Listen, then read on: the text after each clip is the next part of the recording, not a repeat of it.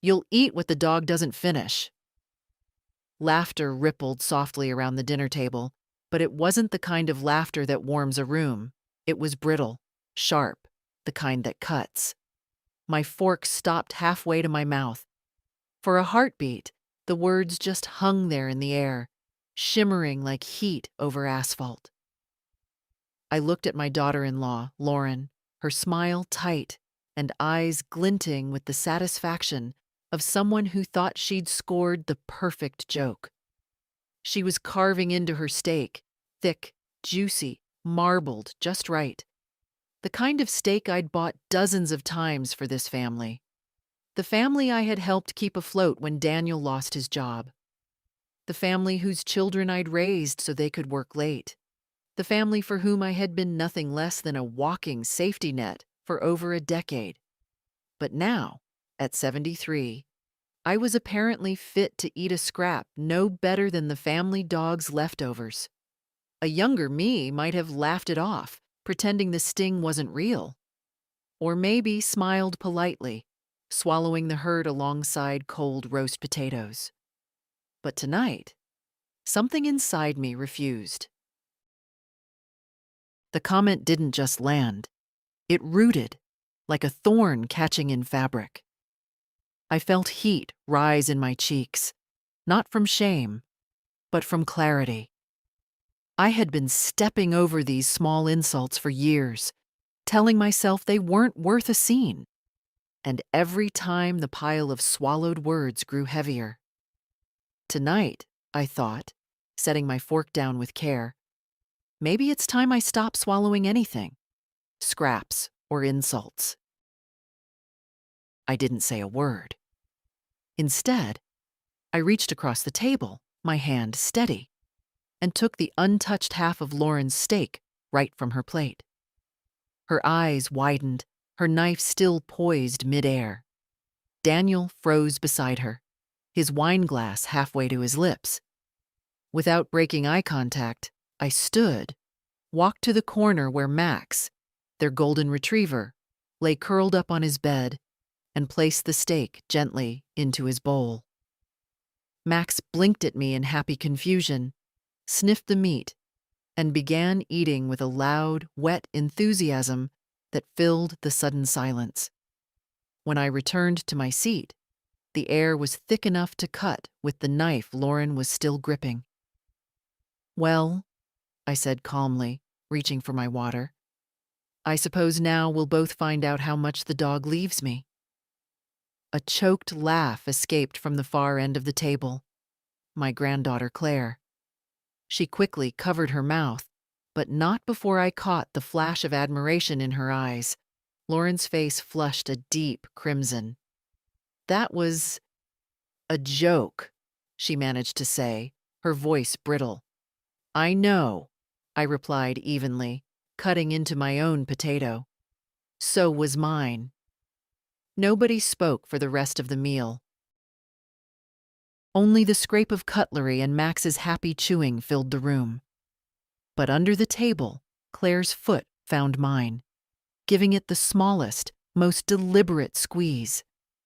And in that quiet moment, I knew she understood exactly what had just shifted. I washed my hands slowly after dinner, letting the warm water run over my knuckles. From the kitchen window, I could see Daniel loading dishes into the dishwasher, while Lauren dried them with jerky, irritated movements. They didn't speak to each other, not really, but their silence was charged, as if my small act at the table had been an earthquake neither of them had prepared for. I dried my hands, hung the towel neatly on its hook, and sat back down at the table where my coffee cup still waited. I wasn't in a hurry to leave, not yet. Let them feel the weight of my presence, the same way I'd felt the weight of theirs all these years. Except mine had been heavy with obligation, theirs with quiet judgment. As I stirred the coffee, I let my mind drift back. There had been a time when this kitchen, their kitchen, had felt like an extension of my own. a time when I'd arrive at dawn to make breakfast for the children, so Daniel and Lauren could sleep in after late work shifts. When I'd spend my own pension on school uniforms, piano lessons, orthodontics, and vacations, I wasn't even invited to join. Back then, I didn't think of it as sacrifice. I thought of it as love, the natural duty of a mother and grandmother. After all, Daniel was my only child. I'd raised him alone after his father died of a heart attack when Daniel was still in high school. Every win he had felt like mine too. Every burden I took onto my shoulders without question. When he married Lauren, I told myself that she just needed time to warm to me. She was younger, ambitious, sharp-tongued in a way that could be charming if you didn't stand in the line of fire.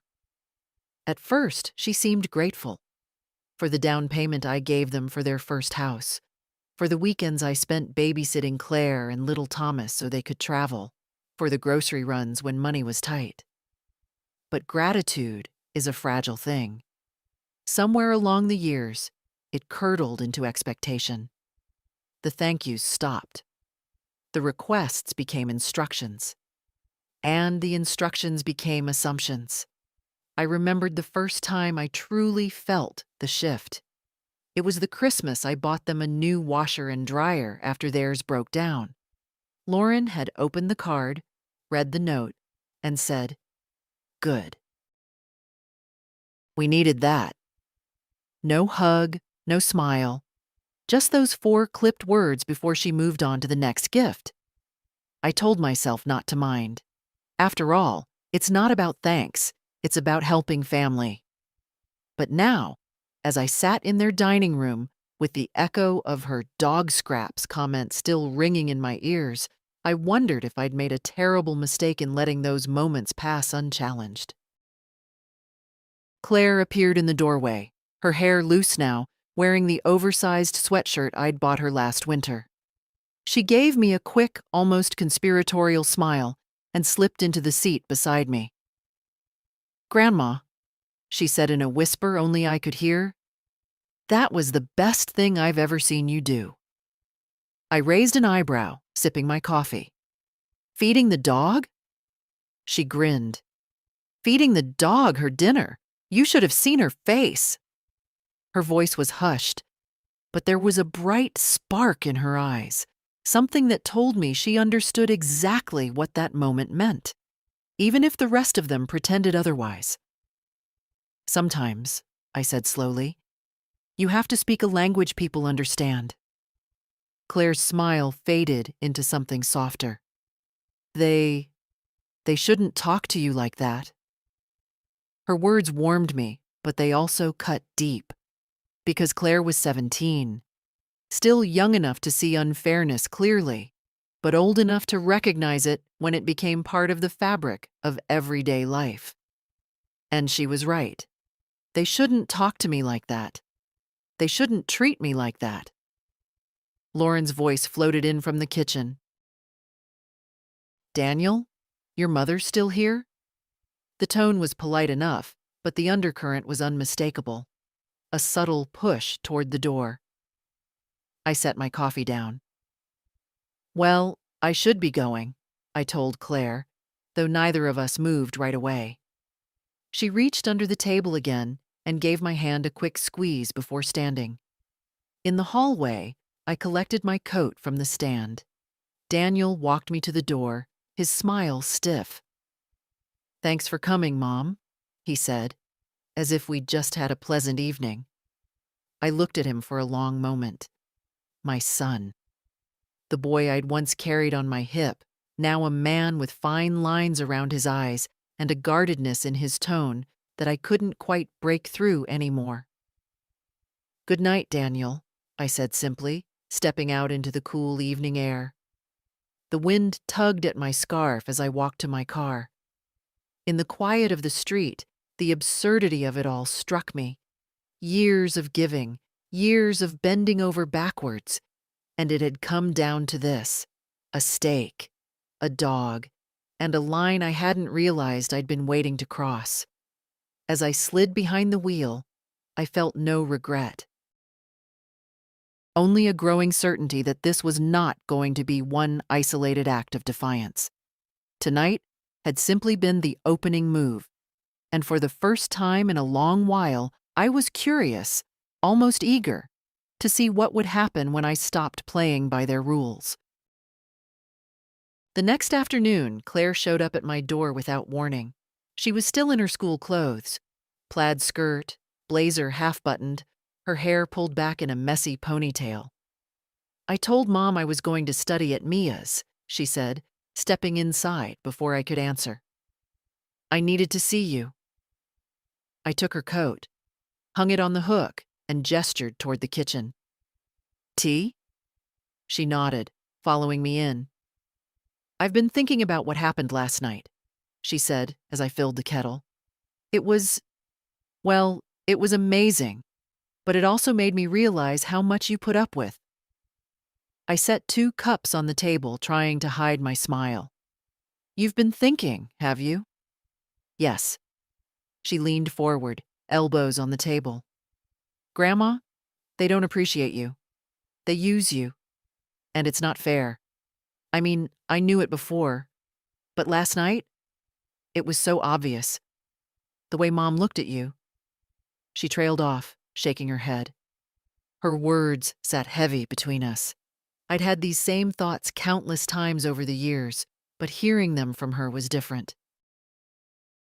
It was like having a mirror held up and realizing your reflection looked more tired than you'd allowed yourself to admit. "I've let it happen," I said quietly, "for a long time. But you don't have to anymore." Claire's eyes searched mine. "You're not stuck. You could." She hesitated, looking almost guilty. "You could stop helping them so much. They wouldn't treat you like that if they knew you could just walk away." I laughed softly, not because it was funny, but because of her conviction. "It's not so easy, Claire. When you've spent years being the one who steps in, it's hard to step back out." She sat back in her chair, folding her arms. "Maybe it's hard, but it's not impossible. You've been there for them since forever. Who's been there for you?" Her question landed like a pebble in a still pond, rippling outward. Who had been there for me? Not Daniel. Not in any real, emotional way. Not Lauren. Not even Thomas, though he was still young enough to be excused from such responsibility. "I guess," I said slowly, "the answer is you." Claire smiled faintly. "Then maybe it's time you start thinking about yourself." "Because they're not going to." The kettle whistled, and I poured the water into our cups. I watched the steam curl upward, disappearing into the air. Like so many years I'd poured into that household, vanishing without acknowledgement. We talked for another hour about her classes, her plans after graduation, the part-time job she was hoping to get at the local bookstore. But the undercurrent of the conversation never shifted. She was worried about me, and maybe, for the first time, I was willing to admit I should be worried about me too. When she finally stood to leave, she hugged me tighter than usual. "You're stronger than you think, Grandma," she said into my shoulder. After she left, I sat at the kitchen table for a long while, her words echoing in my head. Stronger than I think. Maybe it was time to find out if she was right. That night, I couldn't sleep.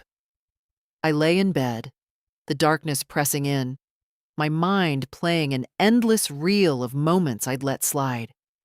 Lauren telling me my sweater was too old lady for the family Christmas photo. Daniel asking for just a small loan and never mentioning it again. Birthdays where the children opened my gifts and tossed them aside without a second glance. I had always told myself I didn't mind, that it was normal, that family doesn't keep score. But lying there with the moonlight spilling across my bedroom ceiling, I realized it wasn't about keeping score. It was about respect. And somewhere along the way, mine had been quietly taken from me. I thought about what Claire had said. They're not going to think about you. She was right. When George died, I'd filled the emptiness with busyness. I'd poured my time, my money, and my energy into Daniel's family because I didn't know what else to do with all that love and all that need to be useful.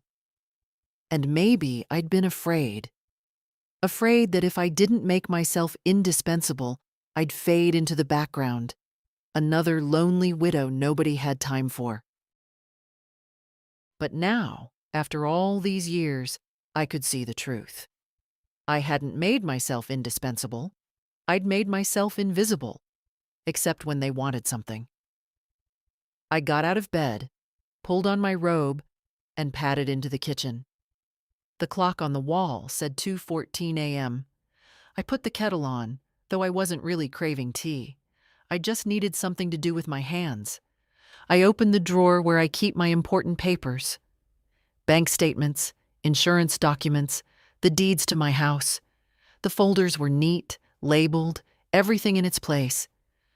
My eyes went to the small blue folder marked Family Assistance. It was thicker than the others. I pulled it out, sat at the table, and began leafing through it. There it all was, in black and white.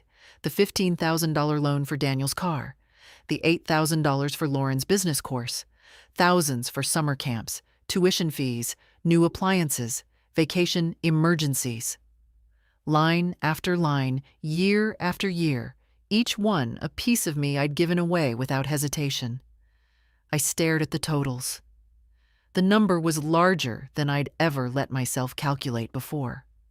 By the time the kettle whistled, I'd already made up my mind. This wasn't about revenge. It wasn't even about the stake. It was about stopping the slow erosion of my dignity. And that meant one thing. I needed to take back control of my money, my time, and my place in this family. I poured myself a cup of tea, but I didn't drink it. I just sat there in the quiet, hands wrapped around the warm mug, and began to plan. Tomorrow, I would start with the bank. The morning sunlight felt sharper than usual, cutting through the kitchen curtains like it had something to prove. I'd barely slept, but I was more awake than I'd been in months. I dressed deliberately. Navy slacks, a crisp blouse, the sensible leather shoes I'd worn to George's retirement party years ago. Clothes that made me feel steady. I ate a light breakfast, not because I was hungry, but because I needed the ritual of it. At 9 o'clock sharp, I walked into the downtown branch of the bank I'd been using since Daniel was born. It was the same one where George and I had opened our first joint account, where we'd deposited paychecks and withdrawn cash for family vacations. But this time, my business was entirely my own. A young man in a suit greeted me at the door.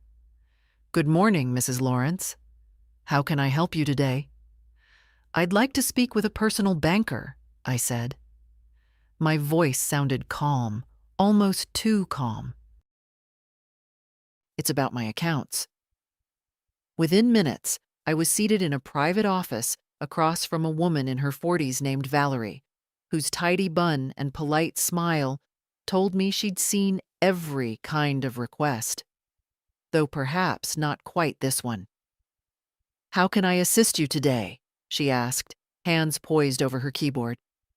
"I want to cancel all automatic transfers to my son Daniel's account," I said. "And I want to revoke the joint access he has to my savings." Her fingers hesitated over the keys. "All transfers?" "Yes, every single one. And I want that access removed today, if possible." Valerie blinked but didn't question me. "I can certainly help with that. There will be some forms to sign, and I'll need to verify which accounts have linked permissions." I opened my bag and took out the blue folder I'd studied last night. "I've listed them all for you," I said, sliding the paper across the desk. "And there are no exceptions." As Valerie reviewed the list, I felt a strange sensation.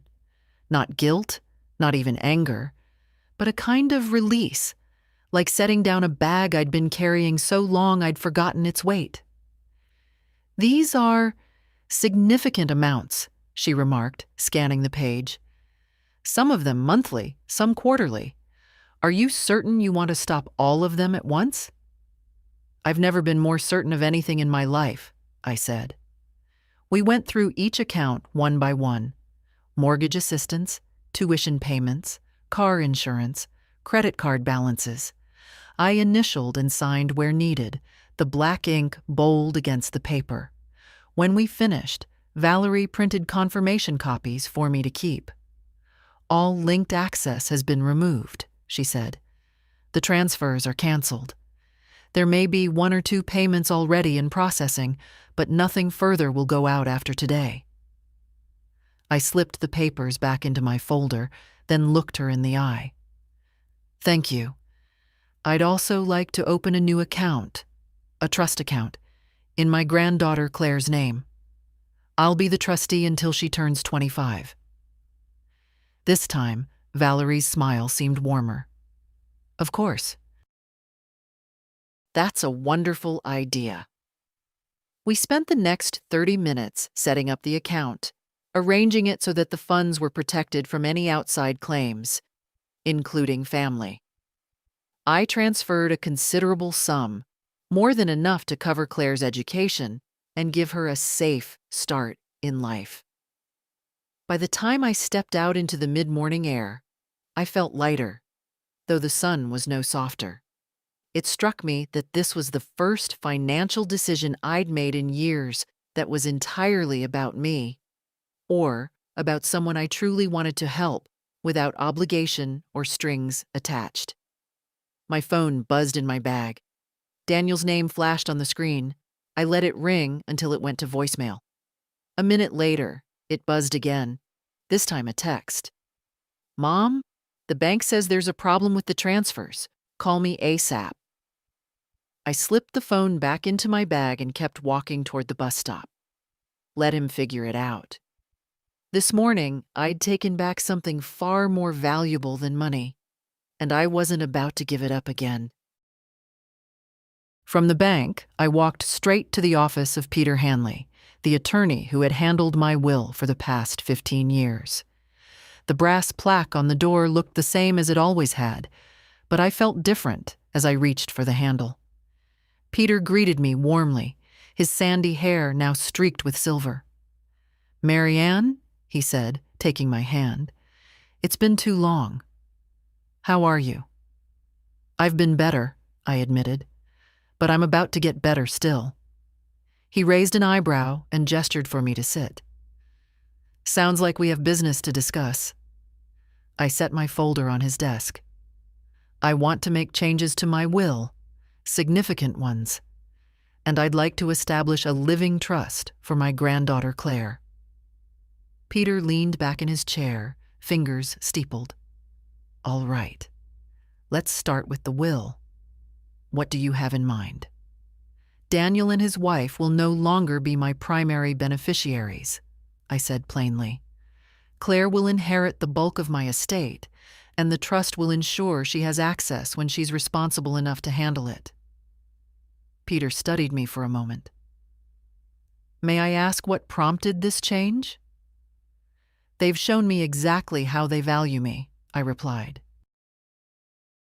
"And it's not for who I am, just for what I can give them." He didn't press further, just nodded in that measured way good lawyers do when they know a client's mind is made up. "We'll need to amend the will and set up the trust documents. The trust will protect the assets from claims, even from family members, and it will allow you to control distributions during your lifetime." "That's exactly what I want," I said. For the next hour, we reviewed my assets, investments, and the house. Peter suggested language that would make my intentions airtight. No loopholes, no ambiguity. He also recommended appointing a secondary trustee in case something happened to me before Claire reached the age specified. I chose my oldest friend, Janet, without hesitation. Janet had known me since we were both young mothers in the same block of row houses. She'd seen me at my best and my worst. And, more importantly, she'd never once tried to take advantage of me. When the draft documents were ready, Peter slid them across the desk. I read each line carefully before signing, my signature flowing more steadily than I'd expected. "Mary Ann," he said as he gathered the papers. "I've been in this business a long time. I've seen families torn apart over far less. Are you prepared for the fallout?" I met his eyes. "I've been living with the fallout for years, Peter. I just didn't call it by its name." He smiled faintly, perhaps with a touch of pride. "Then I'll have everything finalized within the week. You'll have certified copies for your records, and I'll retain the originals." I thanked him and stepped back out into the midday sun, the city humming around me. It was strange. I hadn't realized how much space those unspoken resentments had been taking up inside me until I began clearing them out. My phone buzzed again in my bag. This time, it was a string of messages from Daniel. "Mom, what's going on? Why are the transfers blocked? The mortgage is due next week. We need to talk." I didn't answer. Instead, I walked to the nearest cafe, ordered a sandwich and coffee, and sat by the window where I could watch people passing by. I let myself enjoy the simple act of buying lunch without checking if there was enough left over to cover someone else's request. For once, the money in my account and the choices it represented were entirely mine. I didn't know exactly how Daniel and Lauren would react when they realized these changes weren't temporary. But I did know one thing. I wouldn't be backing down. Not this time. By the time I got home, the answering machine was blinking like a warning light. I almost laughed. I hadn't seen that little red flash go off so many times since Claire was a baby, and Daniel used to call every night from college, asking for just a bit to help with rent. I pressed play. "Mom, it's Daniel. I don't know what's going on, but the bank says you canceled the transfers. That's gotta be a mistake. Call me back." Beep. "Mom, it's me again. Lauren's furious. The mortgage is coming up and, look, can you please just call? We need to sort this out before it becomes a big problem." Beep. "Mary Ann?" Lauren's voice this time, tight and clipped. "I think we should all have a calm, adult conversation about whatever's troubling you. This isn't how families handle things. Please call me back." Beep. I erased them all without listening to the rest. I wasn't ready. Not for explanations, not for arguments, and certainly not for the tone Lauren used when she was trying to wrap her demands in politeness. The next call came live, just after I'd sat down with a book. I saw Daniel's name flash across the screen and let it ring. He called again, and again. Then Lauren. By the sixth call, I switched the phone to silent and set it face down on the coffee table. It was a strange thing, ignoring them. For years, their calls, whether to check in or to request something, had felt like obligations I couldn't refuse. A reflex to pick up, to say yes, to rearrange my day to fit their needs. But now, the space between the rings felt like breathing room I hadn't known I was missing. Around 7, the phone buzzed with a text from Claire. "Grandma, Mom, and Dad are losing it." "What happened?" "They won't tell me anything except that you've done something drastic." "Are you okay?" I stared at the message for a while before typing back. "I'm fine, dear. I'll explain soon." For now, don't get pulled into their drama. Focus on your homework. Within seconds, she replied, "Okay, just wanted to check on you. Love you." It was the only message that made me smile that day. The next morning, I found Lauren's car parked in front of my house. She was sitting in the driver's seat, tapping on her phone, her sunglasses hiding whatever expression she wore. I considered pretending I wasn't home, but then decided I didn't care enough to hide. When I stepped outside to get the mail, she rolled down her window. "Mary Ann," she said, her voice sweet enough to make my teeth ache, "we need to talk." "About?" I asked, sorting through envelopes. "About the bank, the payments, everything. I'm sure this is just a misunderstanding. Daniel says you've been upset lately. If something's bothering you, we can work it out. But cutting us off without a word, that's not fair." I looked at her over the edge of the electric bill in my hand. "Lauren, I've been more than fair. For years." Her lips pressed into a thin line. "You're making things harder than they need to be." I almost laughed. "Funny, I was thinking the same about you." Her sunglasses tilted slightly, like she was studying me for cracks. "Daniel's under a lot of stress right now. The mortgage." "The mortgage," I interrupted, "is yours. So are the cars, the vacations, and the dinners out. I'm done funding your lifestyle." Her mouth opened as if to protest, but I'd already turned toward my front door. "I have things to do," I said over my shoulder. "Drive safe." I shut the door before she could answer. For a long moment, I leaned against it, listening to the quiet tick of the clock in the hallway. My heart was beating faster than I wanted to admit, but it wasn't from fear. It was from the rush of finally saying no, and meaning it. Through the front window, I watched Lauren's car linger for another minute before pulling away. The phone would ring again, the texts would keep coming, and sooner or later, Daniel himself would show up. But when he did, I would be ready. Because for the first time in years, I wasn't standing on the defensive. I was standing on my own ground. Daniel didn't wait long to make his move. It was late Saturday morning, and I'd just finished tidying up the kitchen when I heard the crunch of tires on my driveway. I peeked through the curtains, Daniel's SUV. He was alone. That, in itself, was unusual. Lauren preferred to be part of any important discussion, especially if it involved money. He didn't bother knocking gently. 3 sharp raps rattled the door, followed by his voice. "Mom, it's me. We need to talk." I took my time, walking to the door as if I hadn't been standing there already. When I opened it, he stood there with his hands shoved in his jacket pockets, his expression a mix of irritation and forced concern. "Can I come in?" he asked.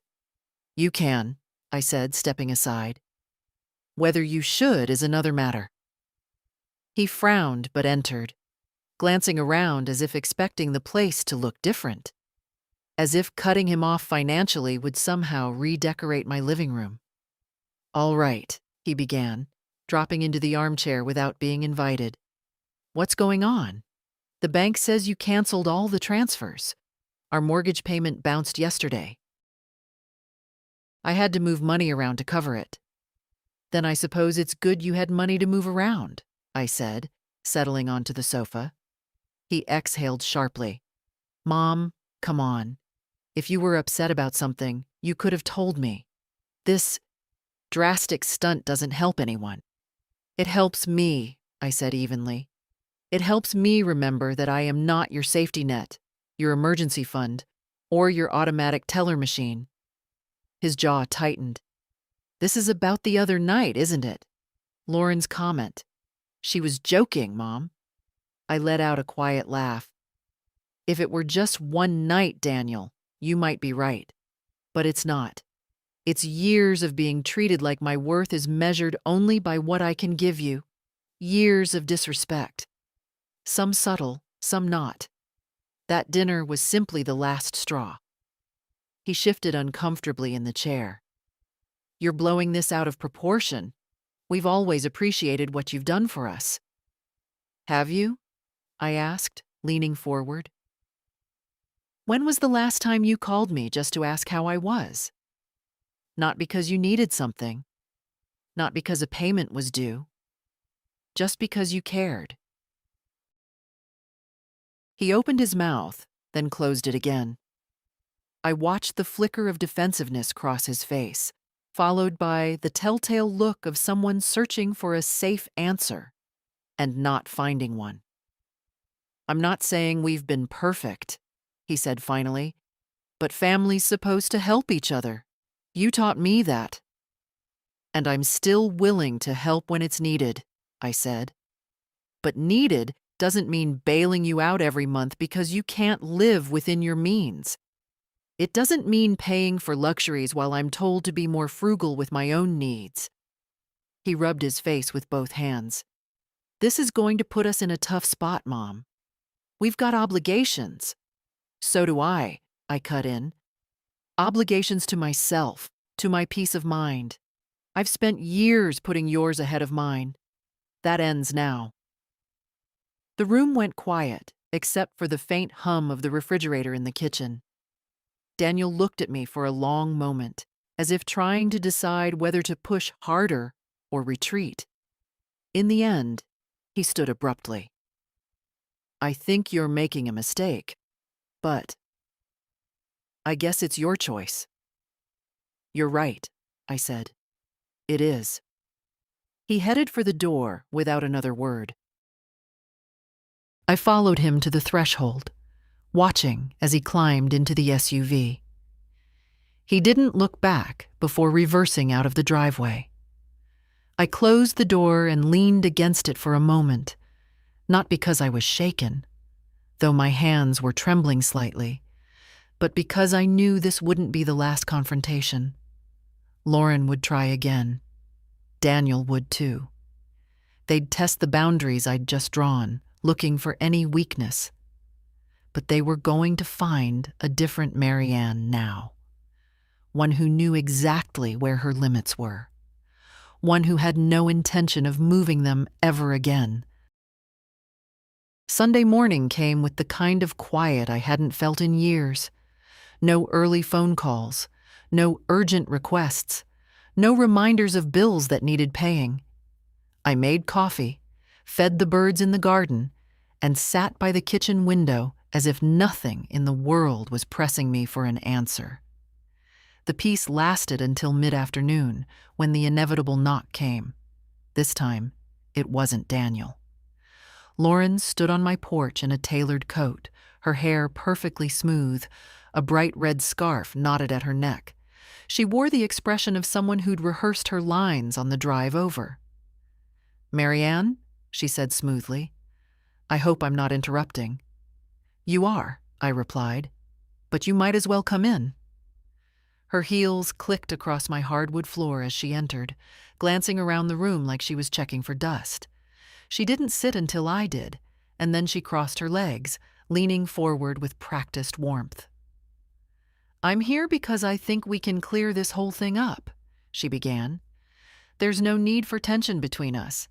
Daniel tells me you've been feeling underappreciated." "That's one way of putting it," I said, folding my hands in my lap. She gave a small laugh, as if to soften the mood. "Families have misunderstandings. We've all been under stress, and sometimes words come out wrong. About the other night," I held up a hand. "Lauren, I'm not interested in excuses. What you said was deliberate. But it's not just about one comment. It's about years of treating me like my only value is in my wallet or my calendar." Her smile wavered, but she recovered quickly. "You've always been generous, Marianne. We've never taken that for granted." "Yes, you have," I said plainly. She blinked, taken aback by the directness. "I've paid for your mortgage when Daniel's hours were cut. I've covered vacations, cars, private school fees, business expenses, all without complaint. And not once in the last 5 years have you invited me into this home without expecting something in return. Not once have you asked how I am without it leading to a request." Lauren shifted in her chair. "We appreciate everything you've done. Do you?" I leaned forward slightly. "Because appreciation doesn't sound like telling me I'll eat whatever the dog leaves. It doesn't look like excluding me from holidays I've paid for. And it doesn't feel like respect." For the first time since she'd arrived, Lauren's composure cracked. A faint flush crept up her neck. "All right," she said, voice tightening. "Maybe we've been careless. But cutting us off completely? That's punishing everyone for one or two bad moments." I sat back, my tone calm. "It's not punishment. It's boundaries. You've lived without them for too long, and I've lived without them for even longer. That's over." Her lips pressed into a thin line. "Daniel's worried about the mortgage and the car payment.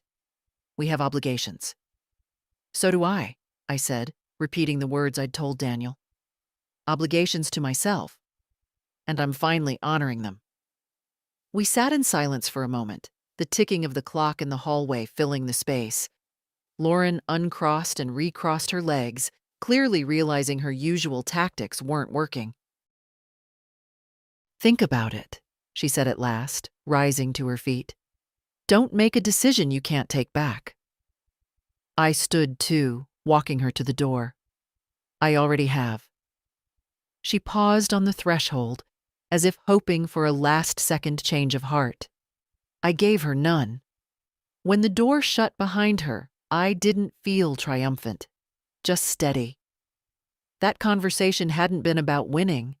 It had been about making it clear that the rules had changed, and no amount of charm or pressure was going to change them back.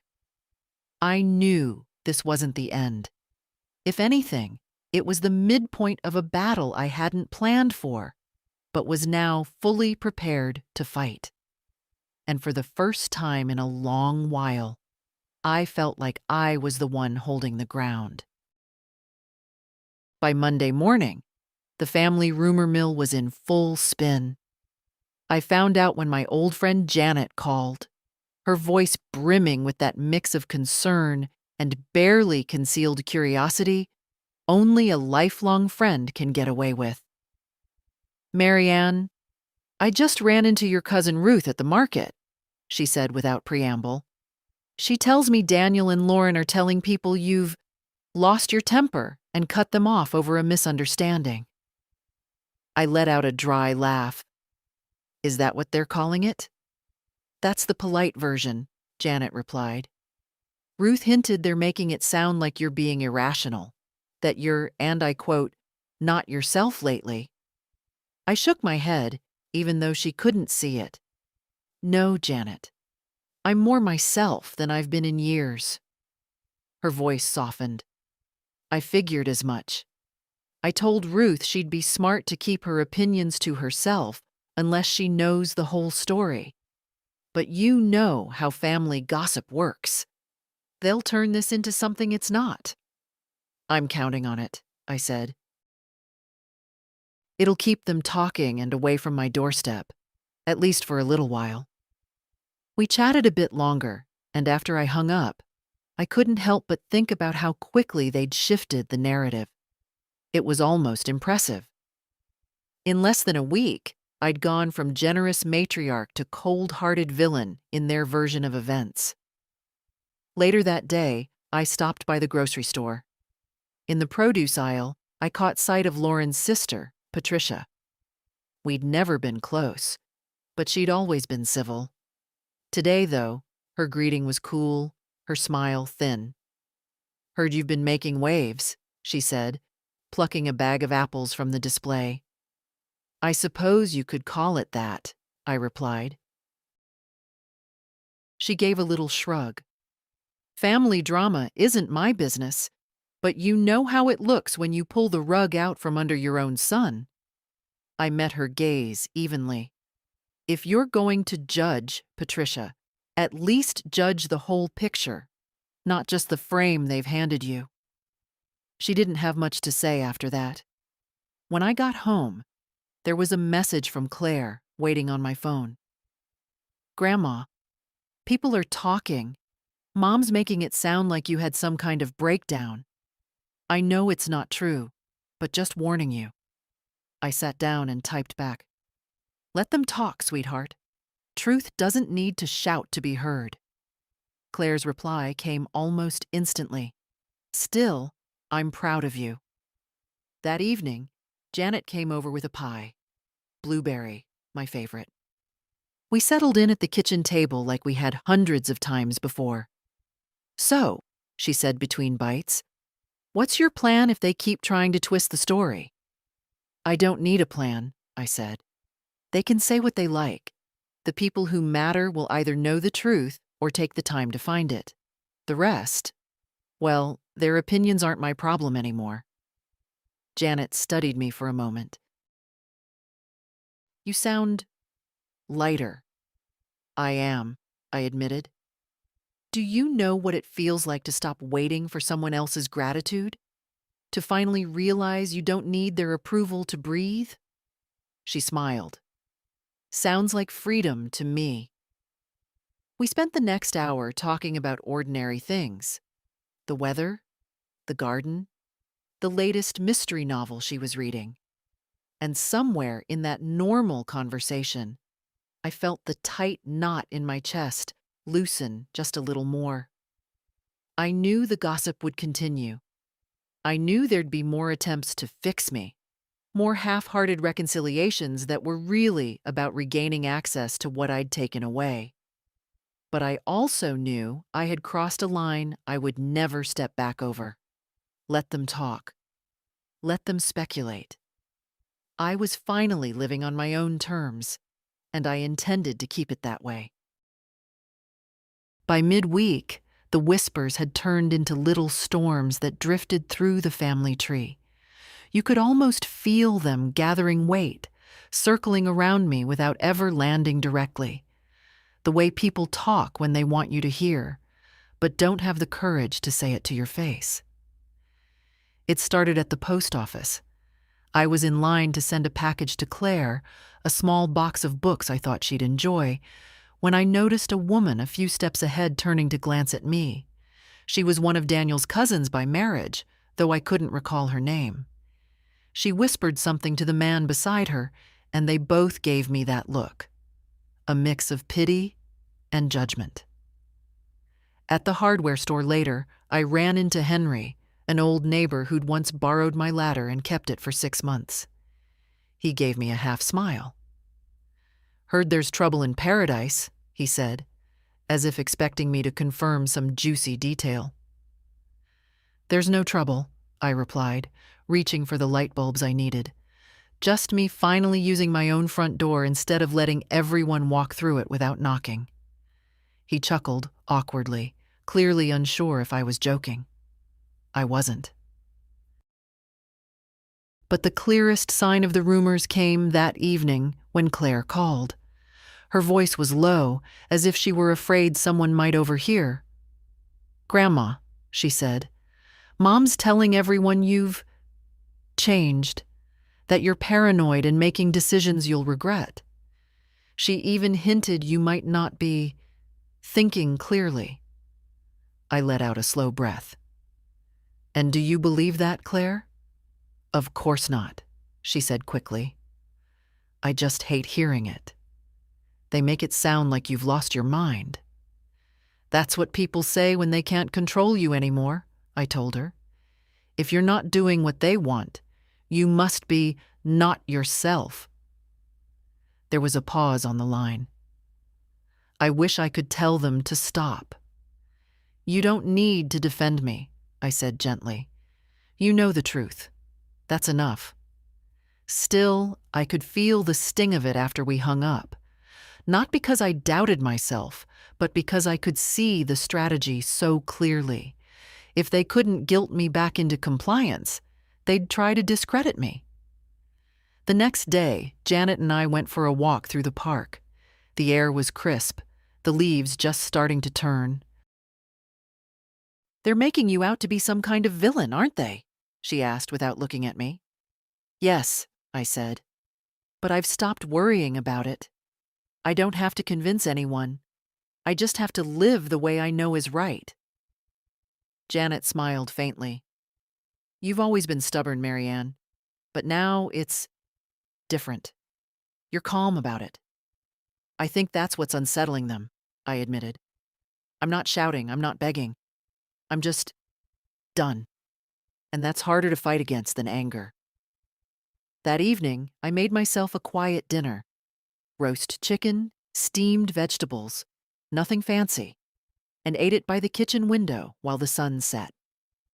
For the first time in years, I wasn't checking my phone during meals, waiting for some urgent family request. The silence was peaceful. The kind of peaceful that tells you you've made the right choice, even if the road ahead will have bumps. As I rinsed my plate, I thought of something my grandmother used to say: "If you stop feeding the stray cats, don't be surprised when they start hissing at you."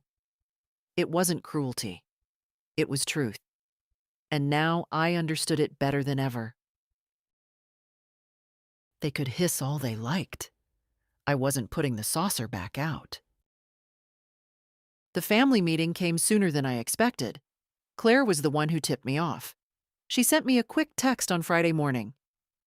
"Grandma, Mom's planning to have everyone over Sunday to clear the air. She says it's about fixing things, but it's definitely about the money. Be ready." I smiled at the screen. Ready? I'd been ready since the night of that dinner. When Sunday arrived, I didn't rush. I wore what I felt comfortable in: soft wool trousers, a cream sweater, and the necklace George had given me on our 25th anniversary. If they were going to confront me, they could do it while looking at a woman who carried herself with dignity. Lauren's living room was already full when I walked in. Daniel sat stiffly in an armchair, his arms folded. Lauren was on the couch, flanked by her sister Patricia and two of Daniel's cousins. Claire sat near the corner, her eyes meeting mine with a silent warning. "Stay steady." "Marianne," Lauren began, gesturing toward an empty chair, "we're glad you could come. We think it's important to have an open, honest discussion about what's been going on." I sat, folding my hands in my lap. "By all means." Daniel cleared his throat. "Mom, we're concerned. The changes you've made, the transfers, the will, everything, they seem extreme. We just want to understand why you're doing this." "You want to understand?" I said calmly. "All right. For years I've been giving money, time, help, without complaint, without condition. And over those years I've been met with less and less respect. That ends now." Patricia leaned forward. "I'm sure no one meant to make you feel that way." "Patricia," I interrupted, "whether they meant it or not doesn't change the reality. Intentions don't erase actions." Lauren's voice was measured, but I could hear the strain. "We're family. Families help each other." "Yes," I said. "Families help each other. Not just one person helping everyone else while being treated like a burden when she has nothing left to give." Daniel sighed, as if I were being unreasonable. "Mom, you're going to cause a rift that can't be repaired." "There already is a rift," I replied. "The only difference is that I'm not pretending it's not there anymore." The room was quiet for a moment. Claire looked down at her hands, hiding a small smile. Lauren tried one last approach. "If this is about that comment at dinner—" "It's not about one comment," I said. "It's about years of comments, years of expectations, years of being taken for granted. And it's about me deciding I will not live the rest of my life that way." One of the cousins muttered something under their breath. I didn't bother asking them to repeat it. I'd heard enough. I didn't come here to negotiate, I said, standing. I came to make it clear that my decisions are final. My finances are my own. My will is my own, and my boundaries are my own. None of those things are open for discussion. Daniel's voice hardened. So that's it? You're just cutting us out? I'm cutting out the behavior that's been bleeding me dry, I said. If that means certain people see less of me, then so be it. I turned to leave, catching Claire's eye. She gave me the faintest nod, her face a careful mask. As I reached the door, Lauren's voice followed me, sharp now. You're making a huge mistake, Marianne. One day, you'll regret this. I paused with my hand on the knob. No, I said quietly. I regret waiting this long. Then I walked out into the crisp afternoon air, feeling the weight of that room fall away with every step toward my car. They'd wanted a meeting to bring me back in line. Instead, they'd gotten a clear answer. I was already gone. The Sunday meeting left a residue. Not the kind that clings in guilt or doubt, but the kind that reminds you of exactly why you made your decision in the first place.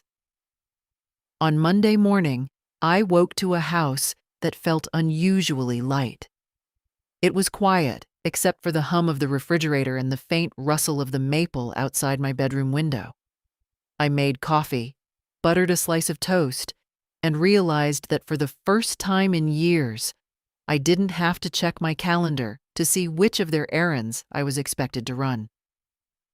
Mid-morning, I drove to the community center for my volunteer shift in the library, sorting books, helping an older gentleman find a large print copy of his favorite mystery novel. It was simple, satisfying work, and not once did I feel like someone was waiting for me to finish so they could ask for something. Janet stopped by near the end of my shift. Heard about your big Sunday showdown, she said with a grin. Patricia's version of events made it sound like you stormed out of there with flames shooting from your ears. I chuckled. If standing up and telling the truth counts as storming, then yes, I suppose I did. You're not rattled? Not even a little, I said.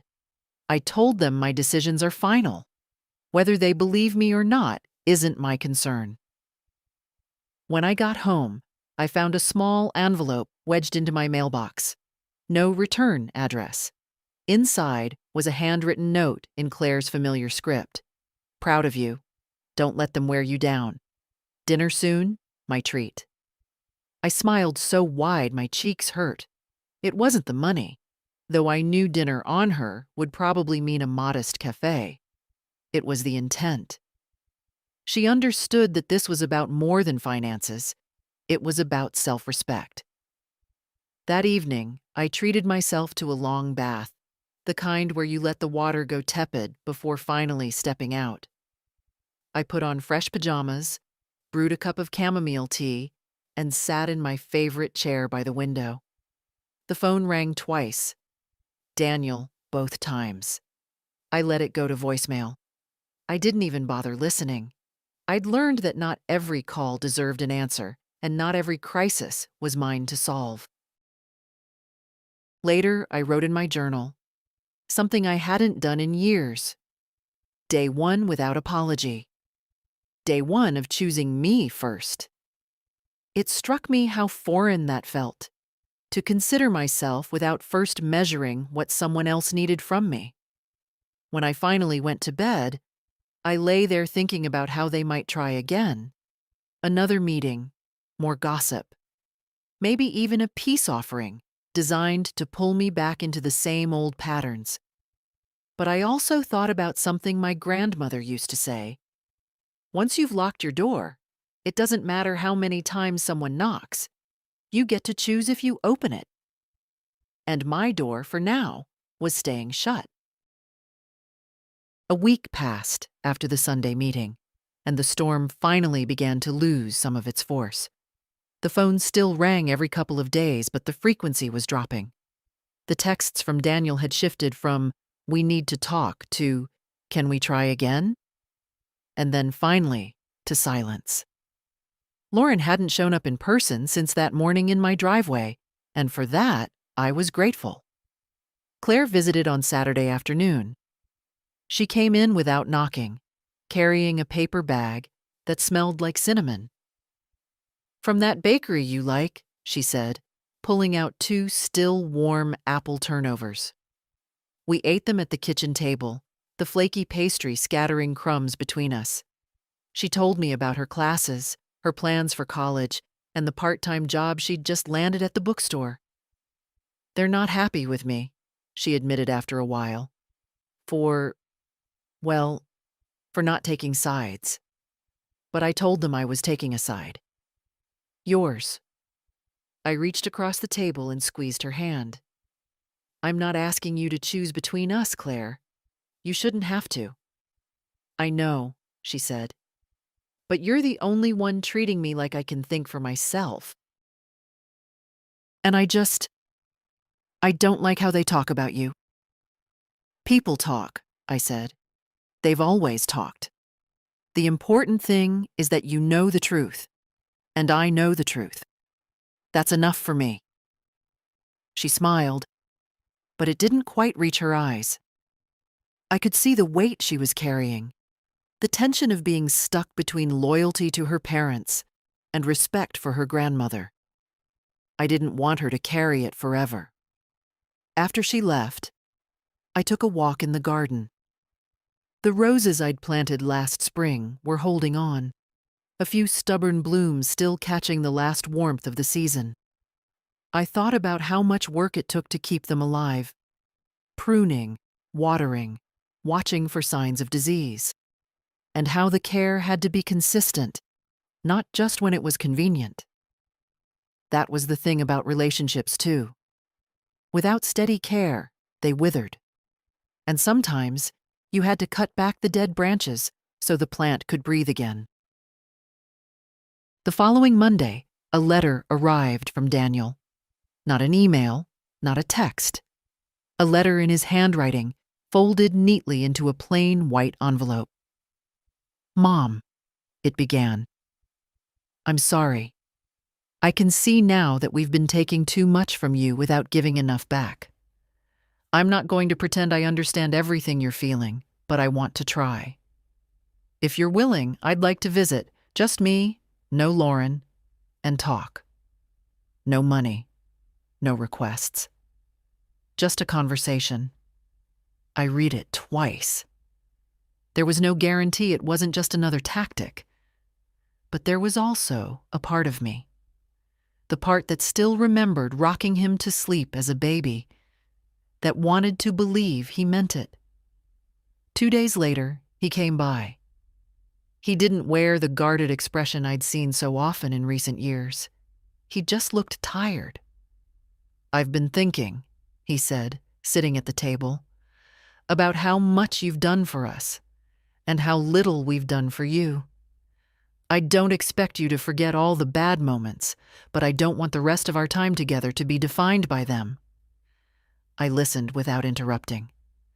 When he was done, I said, "Daniel, I'm willing to have a relationship with you. But it has to be on different terms. My boundaries aren't going to vanish because we share blood. If you can respect them, we can move forward. If not, then we'll keep our distance." He nodded slowly. "I can try." "Trying is a start," I said. We talked for an hour, about his work, the kids, even a little about George. There were no requests, no veiled hints, just words, tentative but honest. When he left, I stood at the window and watched him drive away. I didn't know if the change would last, but I knew one thing. I had reclaimed my place in my own life. And as I turned back toward the quiet of my home, I thought about how many years I'd lived waiting for permission to stand up for myself. Now I didn't wait. I stood. I stayed standing. And I intended to keep it that way for however many years I had left. If you're reading this and you've been living in the shadow of someone else's expectations, waiting for them to value you, waiting for them to give you back the dignity they've chipped away. Stop waiting. Step forward. It's your life. You get to live it on your terms.